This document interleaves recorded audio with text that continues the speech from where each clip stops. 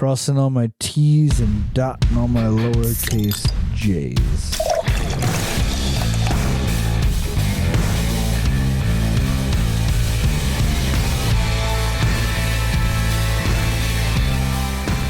Welcome in, everybody. It is the Craft Beer Republic. I am Flex. Your ears are not wrong. They're not deceiving you. It is me. Joining me today is Greg over there. Greg, how we doing? Hi, it's Greg over here. How's it going? Yeah, what are you, like 2,000 miles away? I don't know. How far is that, actually? I don't know. I almost Googled it. I had my sights set on 2,000 miles away. That feels right to me. Yeah. Switching things up a little bit today. You guys are kind of used to it, I guess, from the Lingus shows. I guess it'll be called as the Lingus shows, you think? I don't know. I mean, I'm not Lingusy. I like hearing your voice a lot. Oh my gosh, you're the best. As are everybody listening. Dude, it's 2,088 miles. Wow, I was almost dead on. Yeah, that's pretty good. It's pretty solid. Speaking of people listening, top listening city of last week, Ashburn, Virginia. Shout out Ashburn. Big shout out Ashburn, Virginia. And like we always say here on the Craft Beer Republic, as long as it's not West Virginia. Yeah, thanks to the non-cousin fuckers for listening to the show. Yeah, we don't dabble in the cousin fucking. We don't. No. Yeah, not here. Not at the CBR. There are a few things we won't dabble in. That's one of them. that is one of them. Few things. Yeah. The other is bear traps and having sex with old ladies for money. But that's a whole other story. Short list. Speaking of having sex with cousins, though, happy birthday, Scott. His birthday, as this drops, was yesterday. Yes, happy birthday, Scott. Outstanding. And just thanks for all the wisdom and joy that he's brought us throughout the years and all the workout tips for you. Yeah, what a stud. He is a stud. Yeah. You know that? Maybe it's kind of trash, but no, I'm just kidding, Scott. We love you here. Jeez, what am I forgetting to say here? Welcome in. This is that too. Yeah, this is it's new for me, even though I've done this before. We're still building you up a little bit. Still building me up. I'm trying to learn the roots here, right? The routine. Mm-hmm. I really just like talking. I like talking to Greg. I like looking at you talk. And I really like listening to Greg when he tells me about a beer. Oh, and you're looking real thirsty there, Greg. So why don't you tell us what you're drinking here? All right, look at me.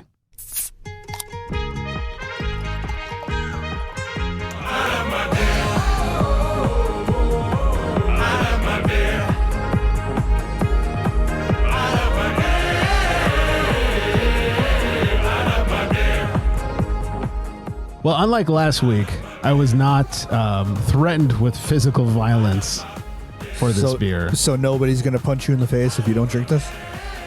As far as I know. I mean, I guess looking behind my shoulder, but I don't think so. That makes me feel good that I know about your physical well-being is okay. We're okay tonight. I am drinking a collab between Made West Brewing and Maui Brewing Company. It's Made West's short-lived series.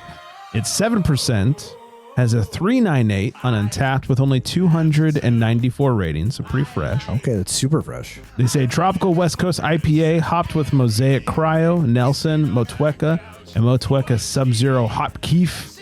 Sounds like a superhero. Brewed in collaboration with our friends at Maui Brewing Company, this tropical West Coast IPA is a thiol burst of passion fruit and guava layered with pineapple and lemon lime zest. My gosh. You rocked up? Sounds like a super beero. Yeah. Exactly. Except it has alcohol in it. I'll take it. Yeah. Oh, yeah. Damn it, beero. Shit. See what you did there. The nosebuds are picking up a tropical fruit salad of deliciousness. Lots of guava, lots of passion fruit, a little bit of pineapple in there as well. It looks phenomenal, by the way. Thank you. These West Coasts out by you, they're no joke. We don't fuck around on the West Coast. It's as clear as it gets. Yes. Perfect clarity in this thing. Not a loaf of bread. I'm going to dig in the old tongue jobber. Please do. It's exactly what I expected after smelling and looking. You get a lot, though I would say pineapple shines a little heavier on the tongue than it did on the nose. I'm getting a lot of pineapple. getting less guava. Definitely getting some citrus, some of that lemon lime zest. One more again. That looks so good. I can't get over it. Yeah, and it finishes real dry, which makes me want more. This is 2 weeks in a row that I'm rocking a Westie. Maybe West Coast are coming back around. Say made West Coast. Let's Made go. West Coast. Hello. Yeah, really good. I did not buy a 4-pack. I bought a 2-pack, but I'm happy I did. Yeah. Interesting. Yeah. Is that like a normal thing by you? Absolutely not. I was at a well, here's what really happened. I bought it for the show from my local liquor store, Trader Joe's. Got a single. And then I was at a Gore Beer Wine picking up the same beer I got last week. I was picking up beers, and one of them was the one I was threatened with violence if I didn't get. And I kind of forgot that I already picked up one of these. And I was like, oh yeah, the new short-lived series is out. I'm going to pick one up. So I now have 2 of them. Good news, I'm looking forward to drinking the other one. God, what a good feeling that is. Yeah, I don't have to go, oh shit, I got to fucking chug that other one. Man, no, there's I get to drink it. nothing better than that feeling. I swear to God. Yeah, so good stuff. I usually am a big fan of the short-lived. There's been a couple that I've not been a huge fan of, but overall, the short-lived series is always spot on. I really like that name just for like a small drop like that. Yeah, they do them every limited few months. series kind of thing. Yeah, Spencer was a big part of brewing these back in the day when he was still at Made West, and hope that guy's still alive. Shout out to Spencer. Haven't talked to him I liked forever. him a lot. He taught me about like Nashville or something. Really, he taught me about Aldi's potato chips, and that they were supposed to be good. And I bought some, and they were really good. He knows what he's talking about, man. Yeah, beer and potato chips, Spencer. Spencer, if you're out there still, call us. Hopefully, he's listening. Hopefully. What was that ABV you said on that one? I believe it was 7 on the dot. 7. Yes, 7. Would you say that would get you super drunk? I mean, if I had a few of these, by few I mean like 6. Okay, because here's the thing. So super drunk, we talked about it a couple weeks ago. Oh, that's right. It was in a story. Michigan or something? I believe it was Michigan. And they arrested somebody who was legally, quote unquote, super drunk. Right. And apparently it is indeed a real thing. So like I said, after a story from a couple weeks ago, some people reached out to us and we were even very confused on this. Is it a real thing? Turns out super drunk is not just a flexism. Because if I get drunk, well, I'm pretty much super drunk. Right. It's actually a legal designation in Michigan. The state passed the quote unquote super drunk law in 2010, targeting drivers with a BAC of, this is legit, 0.17 or higher. So it's more than double the legal limit. Okay. The law comes with enhanced penalties, from regular OWIs or DUIs or whatever you have it. So interesting. Yeah. The penalties include 180 days in jail, higher fines, which I'm not really sure of the details on the fines, 1 year of license suspension, mandatory alcohol treatment, and a required ignition interlock for restricted drivers. I wonder what the time duration is on that. And this only applies to first-time offenders. And yes, it's officially super drunk in the state's legal code, which is, I still think that's super absurd. Michigan is one of just a few states that actually name a separate category for extreme intoxication, which is what you think they would have that listed as, unless people are just drunk while writing the law. Thinking super drunk was funny. Other states may hit high BAC drivers with tougher penalties, but they don't actually have like a title for it. So they should. So when we said that the guy was super drunk, we were not exaggerating. We were just quoting what their state law was. Yeah, we weren't fucking around. We're smart. Yeah, that's real stuff. Now, if you said to me, hey, Greg, what do you think? Hey, Greg. What do you think super drunk is? I think I would tell you like 0.24. So you think triple? Yeah. I mean, in terms of driving, sure, 0.16 is way too much to be driving under. But to me, that's not super drunk. That's just, drunk. That's good and drunk. It's not super drunk. Tell you what, I would need to have conducted research on myself. Have 2 drinks, check my BAC, have 3 or 4 drinks, check my BAC, so on and so forth to see what that percentage comes to with how many drinks Right. to how I feel. Do we need to get some breathalyzers and have a drunk show? That might be what we have to do. I mean, in the name of science, of course. Because I'm pretty sure I've been super drunk once or twice. Way too many occasions to count. Yeah. Well, I've talked about getting the breathalyzer outside the was that the Dodger baseball Stadium? game. Yeah. No, it was Petco. It was Padres, right? Padres. And the guy asked me what I thought I was, and I think I said, I'm a 0.12 or something like that. And it was over double. I don't know. Maybe 0.24 would be like super duper drunk. Sure I wonder if they could write that in like legalities. I wonder. Yeah, I have to go to a Halloween. I'm going to a Halloween party this weekend. Okay. I wonder if I can get a breathalyzer off Amazon in time and like bring it with me. And after every drink, get nerdy and record it. I'm pretty sure you could get that by tomorrow. Maybe I should do this. I'm looking forward to it because you are going to do it in the name of beer science. Science. And I know how much you enjoy science. I do love science. Speaking of science, back to our poop story we've had. The beer poop story. The story that keeps on giving. Right. We had somebody write in here. Oh, nice. Marissa in Sacramento. Hi, Marissa. Hi. Sound hot already. Yeah, that's nice. I like that name. It reminds me of the OC. Did you ever watch the OC? I did not. Oh, well, then I'm a loser. Sorry. Anyway. I can bring my wife up. I think she did. Do you want me to do what she's up to? Just leave Shannon out of this. Okay. Yeah, I think she'll thank you for it. Probably. Marissa wrote to us and said, the poop beer story reminded me of a beer I tried at a tap takeover a few years ago.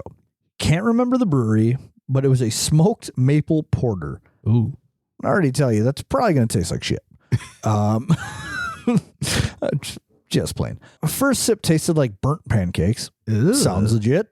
Smoked pancake, maple. Yeah. Makes sense. No thanks. Second sip tasted like syrup-covered tires. Oh, God. Now, I know we've all licked a tire before. Every single one of us. Yeah. Ever. Syrup would probably make it taste better, but I don't think it's going to make it taste good. Mm-mm. She says, I didn't send it back, but I did pretend to like it because the brewer was standing right there. Oh. I've never lied so hard in my life. Yeah, I get it. You want to talk about awkward? Yeah, I feel that one because at least around me, and this is going to make me sound like, I'm famous. I'm not. But around my area, a lot of the brewers know that I have the podcast. So I feel that very much because like if one of them came up to me, it was like, try this beer. In fact, there's one I'm going to give zero inclination as to who it is. But within the last year, they released a beer. You leaving something up to anonymity? Right. And it just was not that great. And honestly, it felt like they tried to brew something. It didn't work out and they just hopped the shit out of it. And it wasn't disgusting, but it just wasn't that good. But said brewer was like, hey, what do you think of the new? And I was like, yeah, it's pretty good. My voice gets real high pitched. Yeah. It's pretty damn good. Pretty good. You know what? It's pretty good. I'll let go of my balls now. Yeah, I get that whole like, oh God, it's the brewer. I need to say nice things and whatnot. Now, there are some brewers that I'm friendly enough with where I can tell them like, hey, this is not your best work. I was going to say, isn't that like somebody you should tell that to though? I know. I just feel weird and, it's like, hey, look, I really like you a lot, but this. That's great. I feel like they would want to hear it more than anybody. Maybe so. Yeah, I don't know. Yeah, I don't know either. I guess I've never told the brewer that I thought their beer wasn't that good. Exactly. Because I usually tell them when I think it's really good. Yeah, I wouldn't go volunteer my opinion Right. without being asked if it wasn't really good. When it's on like that negative side of things. Yeah, but when it's really good and I see them, I go, hey, I just had your fucking whatever beer. It's delicious. Great job. Like we were at a brewery once and they were releasing it was a blueberry banana fruited sour. Right? Blueberry banana. What a great combo. Sounds delicious. And the beer wasn't releasing for like another 4 or 5 days. And one of the guys came up from the back and he's like, brought a can out. And he's like, hey, you guys want to try it? And of course, you know, do. It's a bear shit in the woods. Yeah. Hell yeah. So he cracked it open and he brought out some taster glasses and we all had our tasters of it. And it could have been labeled like a blueberry fruited sour, you know, like not so much banana. Right. And it wasn't there at all. But we were, you know, everybody, you could tell the look on everybody's face was just like, whoa, this is not, you know, like if you told me it was a blueberry sour, it would have been fantastic. That was going to be my question. Was it okay? Right. If you were told there was no banana. Right. It was a mighty fine beer. It was. But if you're going to label it blueberry banana, maybe just cross off the banana, call it blueberry, end the day, everybody's happy. But of course, because you felt pressured, I get it. Nobody said anything about the banana, which maybe, you know, if you're brewing it with actual banana, maybe you get it in the mouthfeel a little, you know, chalkiness like that. Or maybe because banana is so sugary, it kind of ups the ABV a little bit. Right. You're right. Maybe that. But yeah, I totally get that idea of, I guess I've been in that situation. So yeah. I feel it. So I guess you went to some dog Halloween event. Is this right? Oh, I mean, sort of. Is this a real thing? Real-ish. Yeah. We had to do a little road trip over the weekend. Went to see the wife's mom, and where she lives is Four Legs Brewing, which I've had on the show. We've been there a couple of times. Always enjoy ourselves. But this time they were doing this like community Halloween party, which was kid friendly, dog friendly, all the friendlies. Honestly, they did a great job. There was vendors lined throughout their fairly large parking lot. We had gone to the farmer's market that morning. There were more people at the brewery than at the farmer's market. Interesting. Yeah. And all kinds of, you know, vendors, Halloween themed things, food things, kid things, dog treat things, all the things. Really good job. And I bring it up because last week we talked about bringing fun back into beer and how like fun's missing in beer. They, from a marketing standpoint, did such a good job because they made it, you know, so many breweries will do events that are like, they say kid friendly. They're just kids are allowed. Maybe not kid friendly, it's not but necessarily friendly or oriented. Right. Right. But you can bring your little shits and we won't kick you out. This was very 50-50 with like kid activity. Like every single vendor was handing out candy, like trick or treating. And you went into the brewery, you got a free trick or treat bag from the brewery. And then you went to every vendor, the kids could, and you could trick or treat and they'd all give you candy. And it's great because the kids are super stoked. They get to wear their costumes one more time than they would have originally. Parents are stoked because they get one more use out of those. Yeah, you get the money's worth costumes. out of it. Hell yeah.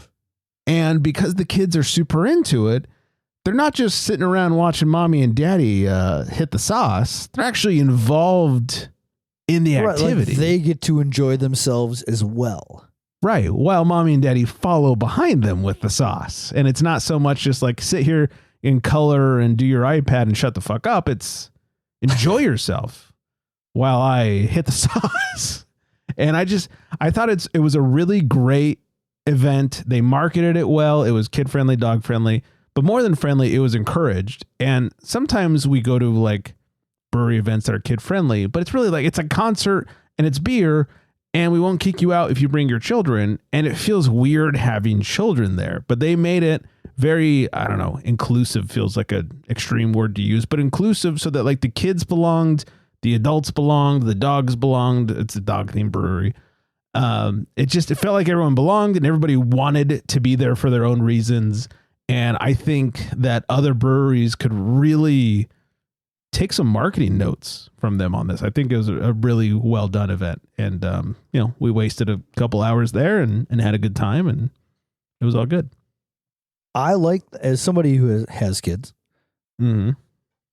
I like that because when you bring your kids to, I guess, something that's more of like a selfish event, right? Just for adults, you almost feel like you need to entertain while you're trying to enjoy yourself, or, you need to bring things to keep your kids busy and coloring books, iPads. Right. While you're, like you said, hitting the sauce. And the fact that kids and parents could coexist in one place and have their own set of fun at the same time. Mm-hmm. What a prime idea.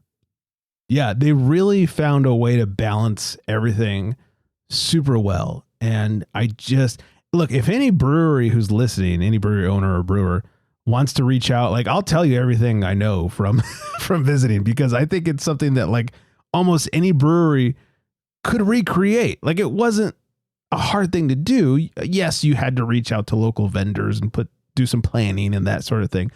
But overall, it was a very achievable thing.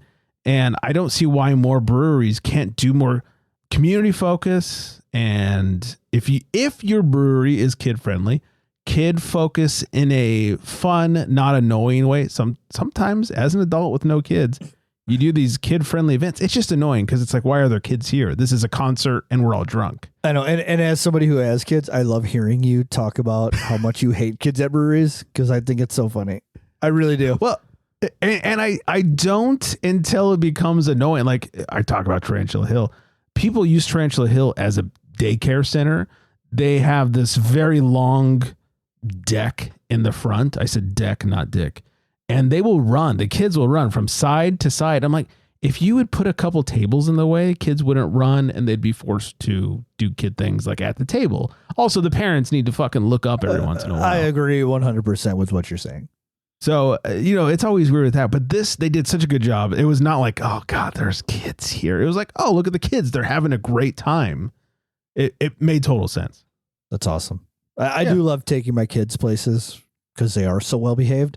And they're also, I would say, socially matured, that they can have conversations with beer tenders. They can have conversations with my beer friends, as they're spoken to. They know how to hold conversations and keep conversations. And it's just, I don't know. It's an enlightening moment for me as I guess I'm still a young parent, with young kids. Yeah. But it's like, hey, like, my kids understand, social norms and how to behave and obedience and all of that mixed together. And it just makes me so happy to hear all your horror stories. It'd be really funny, though. Like, if you taught your kids something really nerdy about beer, like teach them about alpha acids and hops or something, and then have them go up to the beer tender and be like, so I see your beer over here, West Coast IPA. What's the alpha acid levels in it? Because my dad is really into bitters right now. And if the alpha acid level is below a 12, he's going to just pass. I'll tell you what, I'll teach him about thiolized yeast. That's another. Yeah. Just find one super nerdy beer subject and teach them everything you can so they can go up to the beer tender and make them look like a dick. Which by the way, awesome idea. Thiolized yeast. I thought that was supposed to be a big thing. I feel like it is just not. It kind of dropped off. Yeah. I was digging it for a while. That was the best. Yeah, you were so rocked up on thiolized yeast for a while. The flavors off of them were amazing. Yeah. And then the price of the beer was low because you're not loading it up with the hops, but the ABV is still, in that super solid region to where you don't need too little, you don't need too much. Bring back the thiolized yeast, please. For the love of God, bring them back. They just flavored the beer so well, and it's not like you're cheating. No. Right? I mean, it's there. I mean, it was like yeast and grapes, basically, right? Right. And it's not like you're using, like PEDs. Like, Right. it's very legal to do. It's not deer antler spray. It's just grapes. Bite your tongue on that deer antler spray. You still deer antlering? Bite your tongue. All right, Ryan Ray Braun Lewis. never used steroids. He just used deer antler spray to help heal his injuries. Have you ever tried it before? No. I have. Freaks me out. Oh, it didn't do shit. Really? Yeah.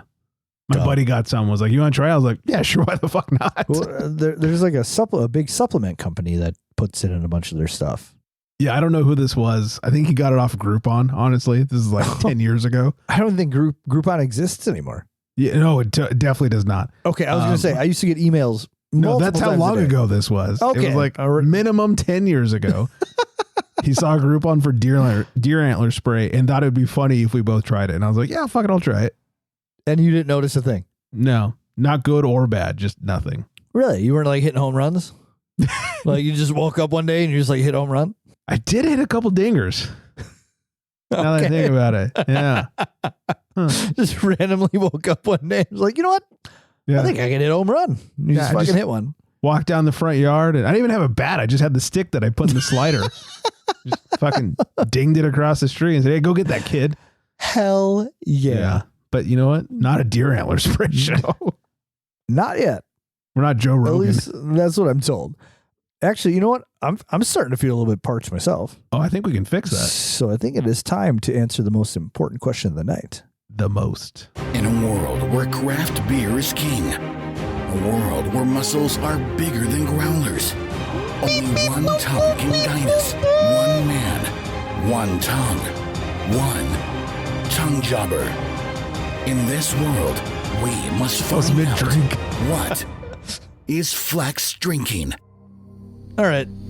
So I really try not to do this often. Like when I find a brewery that I really like and I just get super rocked up and I just want to put my thing in their beer because it's so good. And then it makes doing the show hard because then all I want to do is drink their beer. But it's like, maybe I should get other breweries to drink on the show. And what I said to that, I like to quote one of my heroes growing up. I said, Uh-huh. that just ain't gonna happen. So I was at my local shop and I saw another. There is no Dana, only Zool Beer Company, because that blueberry lemon cheesecake sour I had about 2 weeks ago was so fucking good. I actually think about it a couple times a day, every day. And I was at my beer shop and I saw that they had a peach cobbler sour. And I told myself I can't do it. I can't drink another Zool beer on the show. And then with a stone cold in my mind, like I said, he said, So that just ain't gonna happen. So Here we are. here we are. I got Zool Beer Company presents Betty's Peach Cobbler. I assume it's a little spin-off of Betty Crocker, who indeed was a crock sucker. Wow. And it does say drink deliciously on the can. The can art, again, so aside from their beer being phenomenal, this is like a total 180 from the last beer can that was completely plain and it had like a piece of cheesecake on it. Mm. And it was just plain white. This has all this really fun, like 1950s can, like art on the can. And can I say that the main Betty Crocker chick, yeah. kind of hot. Yeah. I was going to say, ease up on it, man. Cause Yeah. you're going to get rocked up because, and she's Boing. winking. Yeah. I got to stop looking at it. Yeah. Stop yeah, but- looking, start drinking. It says some funny things on the can. It says, warning, the drink that has a real kick. Is your wiring safe? Overloaded circuitry? You'll like our beer. Check faulty wiring. I don't know what any of this stuff means because I'm not an electrician. But this this sucker weighs in. There's a 6.4% ABV for a sour, which is really cool. And it is a fruited sour, but it's not one of those super heavy duty fruited sours, which I really appreciate. Rather fresh, 635 check-ins, 419 collective rating, which is super duper solid. And the old Untaparoo reads, peach cobbler, gluten-free sour with peaches, vanilla, cinnamon, and brown sugar. And gluten-free. It's basically healthy. And it says lactose-free on the can. So there you go. For anybody with any kind of bowel issues. There you go. Drink Zool beer because they're fucking phenomenal. There's only Zool. I'll show you this beer. Oh, it's wonderful. You could see a little separation of whatever they fruited there, but it's almost a Mountain Dew color. You think it's that? I don't know, at least over the camera. I feel like it's like pineapple juice. Okay, that's probably more accurate. That's what I'm thinking. On the old nose buds, it just smells like fresh peaches. Like fresh peaches. That's what it looks like. Peach juice, like from a jar. That makes sense. That's what it looks that's like. actually exactly what it looks like. It's like a peach fruit cup. And peaches come in a can. They were put there by a man. Everybody knows that. And without further ado, we'll warm up the old tongue jobby here because we thirsty and we hungry. It's like a drink and a snack all in one. This is so stupid good. It really is. You've been excited about this all week. I have. This is so fucking good. I can't believe these guys. They're so good. I just want more of their beers. It is super peach forward. Vanilla rounds it out with the sweetness there. Not too much cinnamon. I kind of wish a little bit more cinnamon, but I'm not going to knock them for it because this is absolutely phenomenal. No crust, like no graham cracker in here. You know, it's peach cobbler. Right. Usually a little bit of, crust, but again, I'm not complaining about that either. This is delicious. It's delectable. I want to bathe in it. I next time I go to Tennessee, I will seek this place out. It's probably going to be nowhere near where I am, but I almost just need to go to like the motherland. This Zool Beer Company. I don't know how I don't know. Apparently I've drank them before, but I didn't know I drank them before. And I think we need to gas up the jet. We need to do something, man. Yeah. Because this is I wish I could like spit it in your mouth. I'm glad you can't. Are you? Mostly. Okay. Maybe next time. But it is that good. It is that freaking good. And I just want everybody to know how good it is. So if anybody sees Zool beer out in the wild, I don't know if you do. I don't know where they distribute. Yeah, I've not seen it out here, but I am on the lookout. Yeah, go to Untapped, find beer. I don't know. One of the few things Untapped is good for. It is. Go to their website. I don't know. See if you can find their beer by you. But if you can, get it. Do it. You idiot. Idiot. If you haven't gotten it, you're an idiot. I'm sorry. That's rude. But you know what? Cheers to Zool beer. And if I ever see them again, you bet your ass I'm going to buy it and I'm going to drink it on the show. So I hope you have not think you've heard the last of them because, well, you haven't. Fair enough. There you have it. All right. We debuted a new segment on a show a couple weeks ago again. Mm-hmm. The obscure beer term of the week. You know, the beer's hitting. We talked about ticker last time. Right. Everybody remembers a ticker was somebody that doesn't enjoy one single beer. They're just always on the lookout for the next. They're there for the stats. Right. You know, you're Untapped aholic. You know, try to get as many check-ins as you can. We get it. We've been there. Chew. So this week's term here, Ale Connor. Apparently, this is a real thing. A historical official whose job was to taste beer in pubs to ensure quality.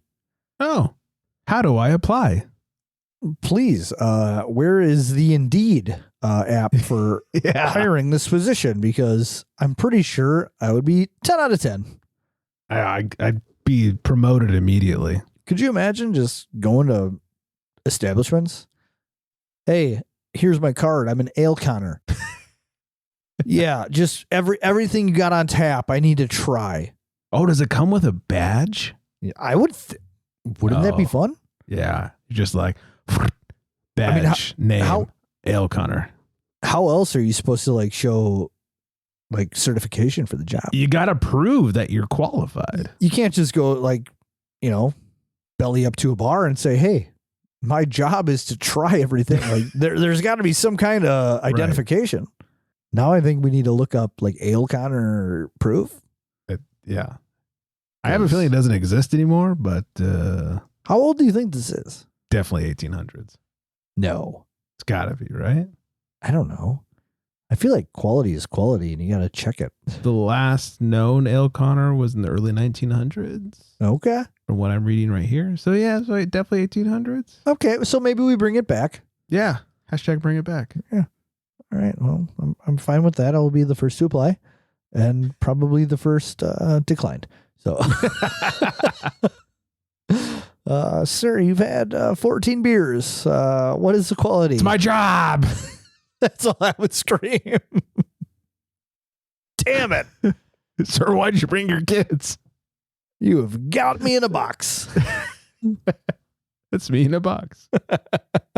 I tell you, there's some establishments around my parts. I don't know if you ever, you got like corner bars or like hole in the wall bars by you guys that just have craft beer on tap as well. Like they'll have like a random. Yeah. Okay. I got one in mind. Okay. And you've had that craft beer before. I have, yeah. And you get it and you're like, this is not right. It's a little dirty. Something's wrong with it. Yeah. Let's bring it back. The community, Greg, will thank you. I'm willing to take on this role. Is there we should write letters. Yeah. Right to our local Congress people. Yeah. Stole the words right out of my brain. Except I didn't know they were there. Oh dear. But yeah, I think we should do this because it's a real epidemic. All right. Now we'll hit some news before we get on out of here.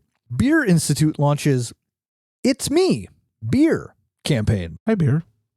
The Beer Institute, BI for short, launched a brand agnostic digital advertising campaign. It's Me Beer. Last week, the 30-second ad personifies beer, giving the beverage a voice that highlights it as a low and no alcohol option. Elements of the ad used AI due to our timeline and our need to support an industry campaign with beer imagery that isn't brand specific, a spokesperson told Brewbound. BI president and CEO Brian Crawford wrote in an update to members, quote unquote, the pilot campaign uses social media and digital display ads to target policymakers, the administration, and influencers within Beltway. A company website, itsme.beer, has also launched, which pushes the BI's long-standing message that beer is the drink of moderation. The early campaign's performance will determine next steps, Crawford wrote. Does that feel a little bit desperate? It kind of does. First of all, I found the website and it's not brand. I mean, they show him brands. So is it brand agnostic? They show multiple brands, but some are big beer, some are craftish. It does feel a little desperate, but desperate times. So I was just having this conversation actually with the owner of my local beverage shop. I was looking for a certain pumpkin ale that is usually because, I like them. You're fired. So don't start this. And it's usually in a plenty, right? You can find it all October long. There's no issues. And you can usually get it even a little bit out of October. My biggest issue is I sent somebody out, like they said, hey, I'm in the mood for pumpkin beer. What's a great pumpkin beer? And I said, hey, go get this Lakefront Pumpkin Ale. It is light. It's great flavor. It's phenomenal. It's a great gateway to the variety of beer. And they came back and they said, I went to 3 different places and it wasn't there. I was shocked. So I had this conversation about just, what's going on. He said, they're just not making a lot of anything anymore because they want to go through it. Yeah. They makes sense. It does. It's a great strategy. But also the thing that gets me here is the fact that beer is the drink of moderation. I think that's a genius concept because they're not wrong. No. Right? Wine is what? Minimum like 14%. Spirits are always double digits. I think wine in the DARE program growing up, it was 12%. Was And what that's they a low taught us. ABV wine. Like I think they're closer to 14, generally 14, Okay. 15%. Okay. And, you know, spirits are generally 40s, 50s. Yeah, 35, 40, right? Yeah. So, yeah, it's true. You can have a beer and not get fucked up from it. Yeah, that's a genius bit of marketing. Because anytime It is. I would go with my friends, you know, just be like, they're going to drink their cocktails. I will sit with beer all night long, and I will be fine, and I will not get too drunk, and I will not throw up. There will be no shots. I do enjoy that part. The fact that it is the drink of moderation. And you can look at a beer and go, okay, it's, you know, whatever it is, 6%. I know I can have X amount of these before I need to stop because I'm driving. Right. I guess good on them. Desperate. Yeah, I guess we'll find that out. So Dan Kleben suspends Senate campaign. Oh, This I was is going to vote for Dan, even though I can't because he's from another state. He's definitely not from California. Maine Beer Company co-founder Dan Kleben. Clevin? I don't know. We'll go Kleben. Dan Kleben is We be exiting Kleben? the damn it. You're welcome. He's exiting the Democratic primary for U.S. Senate and endorsing Governor Janet Mills. Kleben said in the announcement, Kleben, while our message was right, the timing wasn't. But this isn't the end of my fight. Maine has given me so much, and I intend to keep giving back through public service. I bet you will. I remain committed to serving Maine and advancing the values of respect, fairness, and leaving our kids a better world than the one we inherited.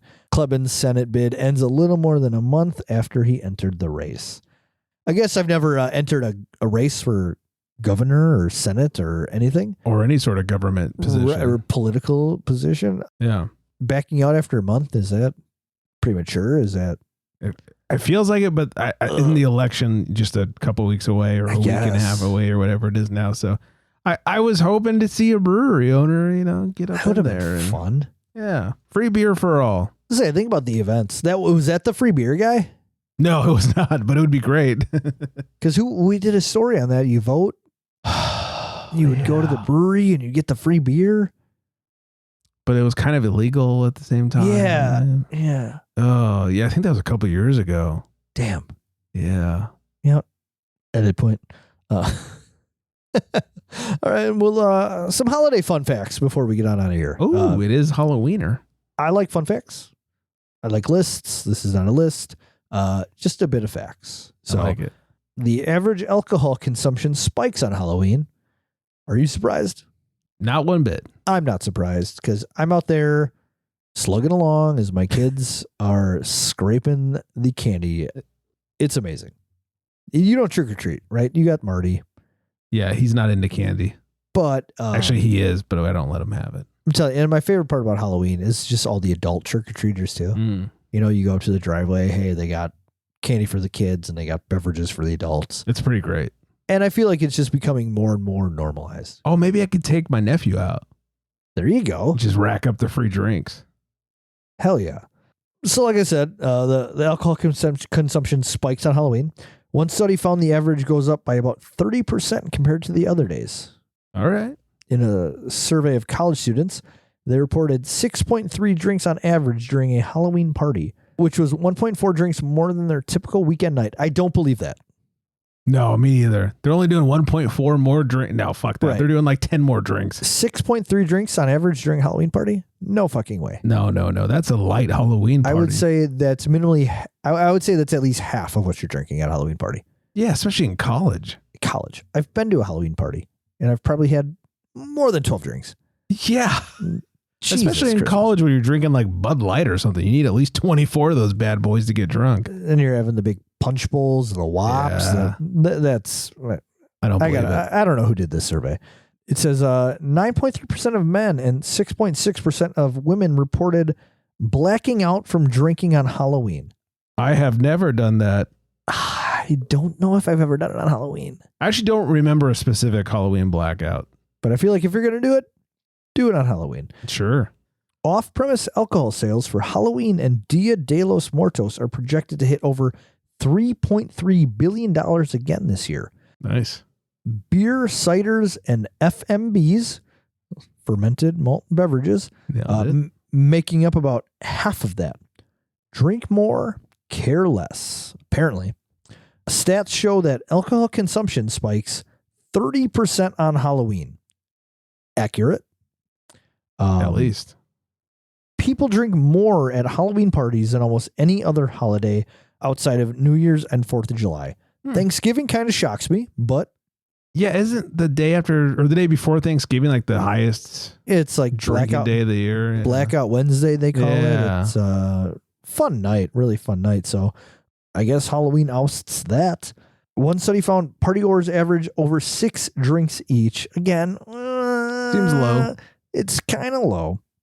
Non-alcoholic spirit sales rose 71.5% year over year during Halloween season. 9.3% of men and 6.6% of women report blacking out from drinking on Halloween. Again, I never blacked out on Halloween. I do drink more on Halloween. Yeah. I've drank more than 6 beverages on Halloween. I'll be at a Halloween party this year. I don't know about you. And I probably will not be. I will probably be drinking more than 6 beverages. I would guess you have 6 beverages before the party. No, I'll wait till the party starts. I'll show up sober-ish. Maybe I'll have 1 or 2. And I don't think I'll be blacking out, but time will tell. Well, you're also a mature adult now.